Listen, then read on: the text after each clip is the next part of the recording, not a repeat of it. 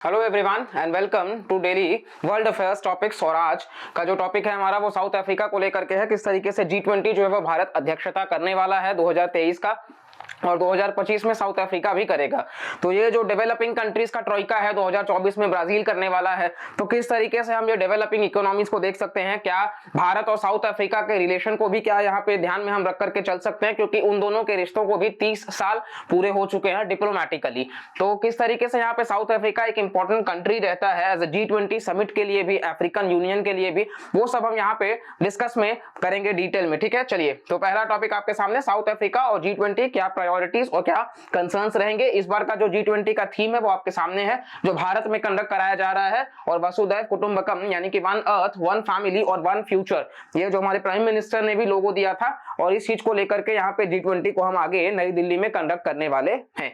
चलिए, अब ये सारे कुछ एमिनेंट लीडर्स हैं, आपको नजर आ रहे होंगे किस तरीके से ब्रिक्स जो समिट ऑर्गेनाइज कराया जाता है, जिसमें ब्राजील, रशिया, इंडिया, चाइना और साउथ अफ्रीका के लीडर्स आपको नजर आ जाएंगे। और ये दर्शाता है एक इमर्जिंग इकोनॉमीज के लीडर्स को, किस तरीके से पूरे दुनिया में जहां वेस्टर्न कंट्रीज जो है वो डोमिनेट कर रही हैं, ये 5 एक अपने आप में ग्रुप बना करके, ब्लॉक बना करके ये वर्ल्ड को रिप्रेजेंट करने की कोशिश कर रहे हैं कि बगैर इनके भी वर्ल्ड जो है वो अधूरा है। ठीक है, तो ये पूरा का पूरा पिक्चर का आपको क्लियर हिंट मिलता हुआ नजर आ रहा होगा। नेक्स्ट, साउथ अफ्रीका का मैप आप देख सकते हो किस तरीके से यहाँ पे इंडियन ओशन के साथ में लगता हुआ नजर आ जाएगा आपको।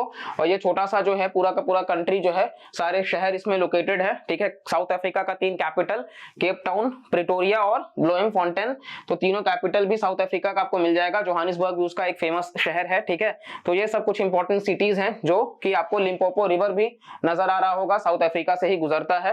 ठीक है, और वर्ल्ड मैप में अगर आप देखोगे कहाँ पे लोकेटेड है एग्जैक्टली, तो ये हमारा प्यारा भारत, और यहाँ से अगर आप चलोगे साउथ की तरफ में नीचे, तो इधर आपको इंडियन ओशन है, और यहां से आप चलते हुए चले आओगे तो ये साउथ अफ्रीका एकदम, जिसको केप ऑफ गुड होप भी कभी कभी हम कहते हैं। इवन जो आप हिस्ट्री में जब आप पढ़ेंगे तो Vasco da Gama, Bartholomew diyas, जो पोर्टुगीज आया करते थे, तो वो बेसिकली पहले उधर से जब चलते थे, आप देखोगे यहाँ पे पोर्टुगल से जब वो यहाँ से चलते थे, तो किस तरीके से पहले तो ये था नहीं, ठीक है, कि पहले वो सुएज कैनाल वगैरह ओपन था कि इधर से चले आते, तो ये रास्ता बड़ा लंबा चौड़ा रास्ता होता था, यहाँ से आते आते और फिर वो साउथ अफ्रीका पे पहुंचते थे, और फिर फर्दर एक और चढ़ाई भारत के लिए करते थे। तो ये साउथ अफ्रीका जो है वो आपको नजर आ रहा होगा। यहाँ पे छोटे छोटे कंट्रीज भी हैं, जैसे कि लेसोथो, स्वातिनी वगैरह, मोजाम्बिक, मालावी, इन सबसे सटा हुआ नामीबिया, ये कंट्री जहां से हमने चीतास वगैरह लिया था, और रिसेंट चीता साउथ अफ्रीका से भी लिया गया है। इस साल का जो ब्रिक्स का समिट है 2023 का, वो भी साउथ अफ्रीका में ही होने वाला है। तो इस वजह से साउथ अफ्रीका काफी इंपॉर्टेंट कंट्री हो जाता है। तो इस वजह से हम इस आर्टिकल को यहाँ पे डिस्कस कर रहे हैं आपके साथ में। तो ये मोटा मोटा पॉइंट्स अगर हम देख ले, तो साउथ अफ्रीका जो है वो ज्वाइन कर रहा है G20 ट्रोइका, भारत और ब्राजील के साथ में मिल करके 2025 में ये G20 का प्रेसिडेंसी होस्ट करने वाले हैं। ठीक है, अब आप ट्रोइका बोलोगे कि क्या होता है, तो ये 3 मेंबर का ग्रुप होता है, जिसमें कि पास्ट यानी कि 23 का भारत कर रहा है, करंट यानी कि 24 का उस साल ब्राजील करेगा, और सक्सीडिंग यानी कि 25 का साउथ अफ्रीका करेगा। तो ये ट्रोइका बनाया जाता है। और G20 ट्रोइका जो है बेसिकली ये इमर्जिंग इकोनॉमीज तीनों नजर आ जाएंगे आपको, इंडिया, ब्राजील और साउथ अफ्रीका, जो कोलैबोरेट करके काफी सारे फोरम्स में भी काम करते हैं, जैसे कि इब्सा, जिसमें इंडिया, ब्राजील, साउथ अफ्रीका जो है वो एज अ ग्रुपिंग आपको मिल जाएंगे। ब्रिक्स अभी हमने रिसेंट में देखा, ब्राजील, रशिया, इंडिया, चाइना और साउथ अफ्रीका। इसके अलावा बेसिक भी एक है, जिसमें ब्राजील, साउथ अफ्रीका, इंडिया और चाइना, उनका रिप्रेजेंटेशन आपको नजर आ जाएगा। तो ओवरऑल ये कंट्रीज काफी जगहों पे साथ मिल करके रिप्रेजेंट करते हैं इमर्जिंग इकोनॉमीज को। ठीक है, इसके अलावा आप G20 प्रेसिडेंसी से देख सकते हो कि साउथ अफ्रीका जो है वो पूरे ग्लोबल साउथ का वॉइस बनकर के निकल के आता है मल्टीलैटरल बॉडीज में। और साउथ अफ्रीकन प्रेसिडेंट जो है सिरिल रामाफोसा, तो उन्होंने ये भी कहा है कि हमें मॉडर्नाइज करना चाहिए अपने मल्टीलैटरल इंस्टीट्यूशंस वगैरह को, ताकि कहीं ना कहीं बेनिफिट मिल सके पूरे के पूरे वर्ल्ड को, और इसके साथ साथ में ग्लोबल हम साउथ पे काम कर सकें। ठीक है, और साउथ अफ्रीका पहली बार 2025 में G20 का प्रेसिडेंटशिप जो है वो होल्ड करने वाला है, और ये पहला अफ्रीकन कंट्री भी होगा जो कि मेंबर भी है G20 का। तो south Africa, although African union में टोटल 54 मेंबर्स हैं, लेकिन उसमें से साउथ अफ्रीका ही इकलौता ऐसा मेंबर है जो G20 का भी सदस्य है। इस वजह से पूरे के पूरे अफ्रीका वॉइस को भी साउथ अफ्रीका ही रिप्रेजेंट करता है। साउथ अफ्रीका की फॉरेन पॉलिसी की बात कर लेते हैं।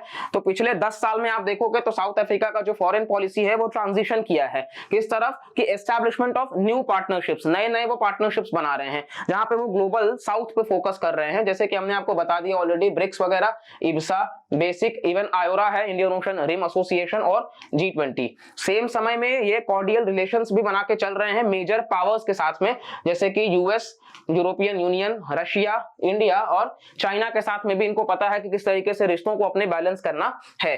इसके अलावा आप देखोगे तो कहीं ना कहीं जो इकोनॉमिक गैप है डेवलप्ड और डेवलपिंग इकोनॉमीज का, तो वो अपॉर्चुनिटी बना देता है ऐसे इमर्जिंग स्टेट्स के लिए जहां पे साउथ अफ्रीका रेडी है इस अपने इन्फ्लुएंस को लुभाने के लिए। इसके अलावा आप देखोगे तो साउथ अफ्रीका एक मेजर पॉलिटिकल फोर्स है अफ्रीकन यूनियन में और काफी बड़ा कंट्रीब्यूटर भी है ये पीस के फील्ड में, सिक्योरिटी के फील्ड में और डेवलपमेंट के फील्ड में अफ्रीकन रीजन का। 2020 में अफ्रीकन यूनियन का चेयरमैनशिप भी साउथ अफ्रीका के ही पास में था, जहां पे इसके 3 मेन प्रायोरिटीज थे कि कॉन्टिनेंट का इकोनॉमिकली इंटीग्रेट करना, कॉन्टिनेंट को, विमेंस को एम्पावर करना। तो विमेंस एम्पावरमेंट काफी बड़ा एक मुद्दा साउथ अफ्रीका रेस करता है और गुड गवर्नेंस की भी बात वो करते हैं, जहां पे वो पीसफुल और सिक्योर अफ्रीका की बात करते हैं। अगर आपको पता होगा साउथ अफ्रीका में, तो ऑल्दो साउथ अफ्रीका में क्राइम बहुत ज्यादा है, लिटरली बहुत ज्यादा क्राइम है, मतलब लूट, मर्डर, गैंग रेप और रॉबरी, ये सारे इंसिडेंट्स आपको बहुत आम मिल जाएंगे एकदम। तो इस वजह से साउथ अफ्रीका अपने भी कंट्री में रिफॉर्म्स लाने की कर रहा है कोशिश, और पूरे के पूरे अफ्रीकन कॉन्टिनेंट में भी। इसके अलावा साउथ अफ्रीका का स्ट्रॉन्ग इंटरेस्ट है इन सारे ऑर्गेनाइजेशंस में। इसके अलावा आप देखोगे तो जो 5वां ब्रिक्स समिट हुआ था डरबन, साउथ अफ्रीका में ही, क्योंकि इनिशियली तो ये साउथ अफ्रीका ही लास्ट कंट्री था ब्रिक्स में जुड़ने वाला, तो वहां पे ब्रिक्स अफ्रीका कोऑपरेशन बनाया गया ताकि इंफ्रास्ट्रक्चर को बूस्ट किया जा सके। और ये यूएन और अफ्रीकन यूनियन मिल करके कहीं ना कहीं पीस और सिक्योरिटी पे काम करते हैं। साउथ अफ्रीका अलग अलग प्रोजेक्ट्स से अफ्रीकन स्टेट्स का विकास करने की भी, यहाँ पे कुछ स्टेट्स का नाम है, कोशिश करते रहते हैं। इसके अलावा आप देखोगे तो साउथ अफ्रीका का फोकस है किस तरीके से कहीं ना कहीं फ्री ट्रेड एरिया भी वो एस्टैब्लिश कर सके और डेवलप कर सके बेसिक इंफ्रास्ट्रक्चर ह्यूमन रिसोर्सेज के लिए, पीस, सिक्योरिटी और गुड गवर्नेंस के फॉर्म में, और साउथ अफ्रीकन डेवलपमेंट कम्युनिटी भी वो अचीव करना चाहते हैं। इसके अलावा आप इंटरनेशनल रिलेशंस देखोगे साउथ अफ्रीका का, तो मल्टीलैटरलिज्म जो है, मल्टीलैटरलिज्म बेसिकली ये इनका फॉरेन पॉलिसी का की टेनेट है कि कहीं ना कहीं यूनिलैटरलिज्म नहीं, सिंगल कंट्री पे फोकस नहीं करना है, सबको साथ लेकर के चलना है, और हमारे मोदी जी की तरह सबका साथ, सबका विकास और सबका विश्वास। तो इसको लेकर के साउथ अफ्रीका का भी वही सेम प्रिंसिपल है कि साउथ अफ्रीका अपने मल्टीलैटरल पॉलिसी पे काम करते हैं ताकि रिफॉर्म किया जा सके ग्लोबल गवर्नेंस स्ट्रक्चर्स में, और एक्टिव पार्टिसिपेशन दिखाते हैं मल्टीलैटरल फोरम्स वगैरह में, और साउथ अफ्रीका आपको इसी फील्ड में काम करता हुआ नजर आ जाएगा। इसके अलावा आप देखोगे तो G20 बेसिकली अपोज करते हैं कंपेटिटिव डिवैल्यूएशन करेंसीज का, और साउथ अफ्रीका उसमें से एक है जो कि कहीं ना कहीं फोकस करता है कि डेवलपमेंट होना चाहिए नॉर्थ और साउथ दोनों का। ठीक है, बेसिकली हम ग्लोबल साउथ की ही बात करते हैं, तो उस चीज को लेकर के यहाँ पे ग्लोबल साउथ का मतलब आपको अगर क्लियर नहीं हुआ हो तो आप मैप में यहाँ पे अगर देखोगे तो यहाँ बेसिकली आप मैप, हम आपको वापस दिखाते हैं, सॉरी एक सेकंड, आप वापस से मैप को देखिए। ठीक है, एक सेकंड, आप इस मैप को वापस से देखिएगा तो इस मैप में आपको समझ आएगा कि जो भी कंट्रीज हैं जो साउथ में लाई करते हैं, बेसिकली नॉर्थ के कंट्रीज आप देखोगे कनाडा, यूएसए ऑलरेडी डेवलप्ड हो चुके हैं वो। इस तरफ आप आओगे तो यहाँ पे सारे के जो कंट्रीज हैं बेसिकली फ्रांस, यूके, ये सारा डेवलप्ड इकोनॉमीज हैं, और कुछ हद तक आप देखोगे चाइना भी काफी ज्यादा डेवलपमेंट ऑलरेडी दिखा चुका है, इंडिया भी लगभग 4 ट्रिलियन का इकोनॉमी हो चुके हैं। तो ग्लोबल साउथ का उनका मतलब ये होता है कि जो भी कंट्रीज साउथ में पड़ती हैं, जैसे कि ब्राजील आप देखोगे, जैसे कि आप साउथ अफ्रीका देखोगे, इवन इंडिया भी ग्लोबल साउथ का ही हिस्सा है, ऑस्ट्रेलिया वगैरह जो कंट्री है, तो ये डेवलपिंग इकोनॉमीज हैं। तो इस वजह से ये ग्लोबल साउथ बार बार जो टर्म है वो रिलेट करते हैं कि किस तरीके से वो पूरे के पूरे ग्लोबल साउथ की बात कर रहे हैं। ठीक है, चलिए नेक्स्ट हम बात करते हैं कि साउथ अफ्रीका अपने पार्टनरशिप से, जैसे कि ब्राजील से, इंडिया से, रशिया से, चाइना से, वो कोशिश करता है कि रिफॉर्म करने का अलग अलग इंटरनेशनल ऑर्डर्स को, और बायलैटरल लेवल पे साउथ अफ्रीका का स्ट्रॉन्ग पॉलिटिकल और इकोनॉमिक टाइज है चाइना और रशिया के साथ में भी। ठीक है, तो ये कहीं ना कहीं थोड़ा सा आप देखोगे कि चिंता का विषय भी बन जाता है, क्योंकि इंडो पैसिफिक ओशन में पायरेसी बहुत ज्यादा एक मेजर इशू है।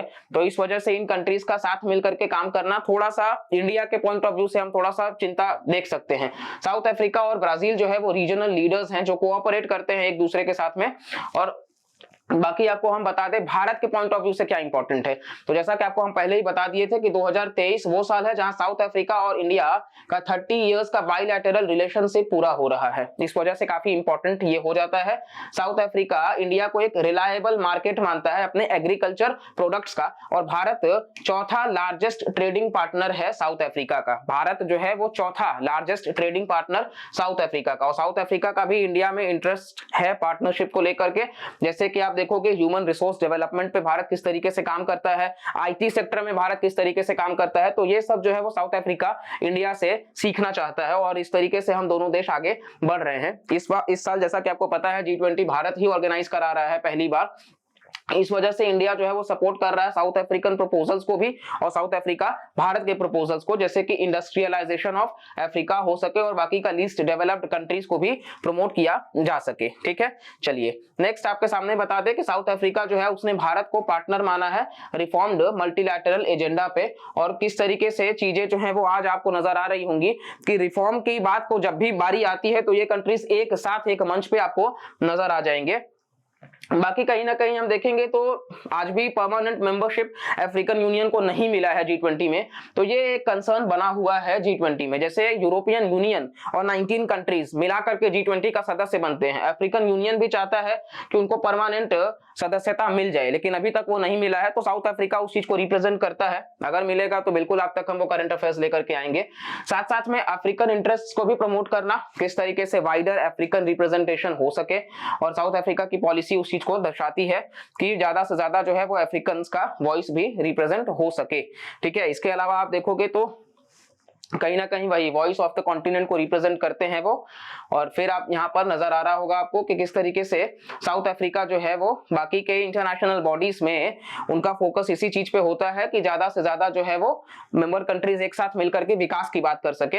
यहाँ पे वही परमानेंट मेंबरशिप को ही दर्शाया जा रहा है कि किस तरीके से उस पर फोकस है। नेक्स्ट पॉइंट जो है वो डेट रीस्ट्रक्चरिंग। अब आपको पता होगा ये जब भी शब्द आता है तो हमारे दिमाग में एक कंट्री आ जाती है, चाइना। बेसिकली उनके पास में ह्यूज पॉकेट्स है, जहां पे उनके पास में ट्रिमेंडस वेल्थ है। तो वो कंट्रीज में बेसिकली अफ्रीकन कंट्रीज में स्पेशली जहां पे बहुत ज्यादा गरीबी है, पॉवर्टी बहुत ज्यादा है, वो उन कंट्रीज को मॉनेटरीली हेल्प करते हैं और फिर उनको डेट रिस्ट्रक्चरिंग में फंसा देते हैं कि इतना ज्यादा लोन दे देते हैं कि वो कभी जिंदगी में वो तो उधार चुका नहीं सकते हैं, और वो फर्दर चाइना अपने पास रख लेता है। इसी को ध्यान में रख करके कहीं ना कहीं ब्लू डॉट नेटवर्क भी बनाया यूएस ने, जहां पे अगर इंफ्रास्ट्रक्चर में कोई भी कंट्री इन्वेस्टमेंट करना चाहती है तो वो यूएस जैसी कंट्री वहां पे जाकर के सर्वे कंडक्ट करेगी। तो इस वजह से वही यहाँ पे पॉइंट्स मेंशन किया गया है, डेट रिस्ट्रक्चरिंग वगैरह से किस तरीके से लड़ा जा सकता है, किस तरीके से अवेयरनेस किया जा सकता है कि कोई एक पर्टिकुलर कंट्री का ज्यादा इन्फ्लुएंस ना हो सके अफ्रीकन स्टेट्स के ऊपर, क्योंकि इससे बर्डन जो है वो बजट डेफिसिट्स में भी देखने को मिल जाएगा, इंटरेस्ट रेट वगैरह हाइक्स करना पड़ जाता है, और लोन सर्विसिंग तो आपको पता ही है किस तरीके से वो कॉस्टली हो जाता है। फिर आप देखोगे अभी क्लाइमेट चेंज और एनर्जी क्राइसिस भी काफी इंपॉर्टेंट मुद्दा है। तो यहाँ पर भी साउथ अफ्रीका काफी ज्यादा कंसर्न है, क्योंकि कोस्टल कंट्री है, मैप अगर आपको याद होगा तो इस वजह से साउथ अफ्रीका भी कार्बन एमिशंस को कम करना चाहता है, और उसकी इकोनॉमी काफी ज्यादा कोल माइनिंग पे डिपेंडेंट है। तो इस वजह से साउथ अफ्रीका चाहती है कि वो अपना ज्यादा से ज्यादा फोकस जो है वो ग्रीन इकोनॉमी पे लगा सके, जिस तरह से इंडिया काफी फोकस उसका है, और इंटरनेशनल सोलर अलायंस में दोनों ही सदस्य हैं, और इस वजह से ड्रॉट्स वगैरह से लड़ा जा सके, फ्लड वगैरह से, वाइल्ड फायर से, एग्रीकल्चरल प्रोडक्शन जो डिसरप्ट होता है उस चीज से। तो ये सारा जो है वो सारे देश एक साथ मिलकर के काम करने को लेकर के हैं, और जस्ट एनर्जी का ट्रांजिशन भी आपको देखने को मिल जाएगा। तो ये मोटा मोटा पॉइंट्स जो है फूड सिक्योरिटी के लिए क्या काम कर रहे हैं। तो फूड प्राइस बढ़ना एक मेजर कंसर्न है साउथ अफ्रीका के लिए, और इस चीज को यहाँ पे प्रेसिडेंट रामाफोसा ने बाली में जो समिट हुआ था G20 का, वहां पे भी इस चीज को कहा था कि अफ्रीका में कहीं ना कहीं जो मिलियंस ऑफ पीपल है वो हंग्री और स्टारवेशन के शिकार हैं। तो इस वजह से फूड सिक्योरिटी को उनको खत्म करना है कि ज्यादा से ज्यादा लोगों तक फूड इनसिक्योरिटी जो चैलेंज बन के है वो मेंटेन कर सके। इसके अलावा आप देखोगे यूक्रेन क्राइसिस की वजह से ये एक और ज्यादा प्रॉब्लम हो गया है। पैंडेमिक की वजह से तो आपको नजर आ ही रहा होगा कि किस तरीके से गेहूं के दाम, चीनी के दाम, एडिबल ऑयल्स, फर्टिलाइजर्स, इन सब के दाम बढ़ चुके हैं। और साउथ अफ्रीका में लो और मिडिल इनकम कंट्रीज है वो, इस वजह से वहां पे फूड शॉर्टेजेस बहुत ज्यादा है। तो फाइनेंशियल असिस्टेंस की भी बात करी गई है। फिर आप देखोगे तो वो इन्वेस्ट करना चाहते हैं क्लाइमेट स्मार्ट एग्रीकल्चर में और सस्टेनेबल फूड प्रोडक्शन सिस्टम वगैरह में लेकर के वो बात करते हैं, ठीक है। फिर आप देखोगे हेल्थ टास्क फोर्स आपके सामने, तो साउथ अफ्रीका ने वेलकम किया है G20 का joint finance health task force, जिसके तहत स्ट्रेंथन करे जाने की बात करी गई है ग्लोबल कोऑपरेशन, जैसे कि पैंडेमिक को प्रिवेंट किया जा सके, प्रिपेयर किया जा सके और रिस्पॉन्स पे काम किया जा सके, ठीक है, ताकि लोअर इनकम कंट्रीज भी जो हैं उनका भी विकास हो सके। साउथ अफ्रीका सपोर्ट करता है पैंडेमिक फंड वगैरह को और ग्लोबल हेल्थ आर्किटेक्चर वगैरह को सुधार करने से रिलेटेड। वेल कंक्लूजन में अगर हम बात कर लें तो साउथ अफ्रीका का जो भी प्रायोरिटीज है वो सारी बातें तो ठीक है कि परमानेंट G20 मेंबरशिप होना चाहिए अफ्रीकन यूनियन का, और वो एक अलग बात है, लेकिन साउथ अफ्रीका आज भी कहीं ना कहीं सेंसिटिव है G20 में, और इस वजह से डेवलपिंग इकोनॉमीज जो अफ्रीका का है उसको ये रिप्रेजेंट भी करता है किस तरीके से ग्लोबल साउथ की बात करी जा सकती है। और हम यहाँ पे लास्ट बात not the least of this topic कि इंडिया के पर्सपेक्टिव से हम क्या कह सकते हैं। वेल 30 साल दोनों मुल्कों को पूरा हो रहा है। इंडिया और आप देखोगे जापान जो है वो मिलकर के एशिया अफ्रीका ग्रोथ कॉरिडोर भी बना रहे हैं, किस तरीके से वो ग्रोथ अफ्रीका में ला सकते हैं। आप चाइना और इंडिया में डिफरेंस अगर आप देखोगे दोनों ही ग्रोथ पे काम करते हैं, लेकिन जो चाइना का ग्रोथ पैटर्न है वो ये है कि ज्यादा से ज्यादा लोन दे देना और ऐसे लोन के जाल में फंसाना कि वो वापस से वो कंट्री उभर ना सके। लेकिन इंडिया आप देखोगे ऑपरेशन दोस्त जो हम चला रहे हैं टर्की में और सीरिया में जो अर्थक्वेक आया है, तो हम हमेशा से हमारा असिस्टेंस जो होता है, भारत अगर कहीं पर भी पिक्चर में लैंड करता है तो वो कंट्री जो है वो निश्चिंत हो जाती है कि चलो इंडिया तो अभी आ गया है। तो ये हमारा इमेज है, हमने गुडविल को इस लेवल पे बनाया है कि वो कंट्री को भी विश्वास रहता है कि भारत के आने से चीजें जो है वो बनेंगी। तो हमारा यही रहेगा कि कहीं ना कहीं इस रिश्ते को और एक अच्छे लेवल पे ले जाया जा सके और हम इमर्जिंग इकोनॉमीज जो है वो और साथ काम कर सके और अपने ग्लोबल वॉइस को रिप्रेजेंट कर सके, ताकि किसी भी कंट्री का डोमिनेशन ना हो। खैर इसी के साथ हमारा वर्ल्ड अफेयर्स का टॉपिक हम यहीं पे एंड करते हैं। वीडियो पसंद आए तो लाइक करिएगा, कमेंट में जरूर बताइएगा, चैनल सब्सक्राइब करिएगा और ज्यादा से ज्यादा अपने दोस्तों तक शेयर करिएगा। बाकी मिलते हैं फिर किसी नए कंटेंट के साथ में, तब तक के लिए ख्याल रखिए। जय हिंद।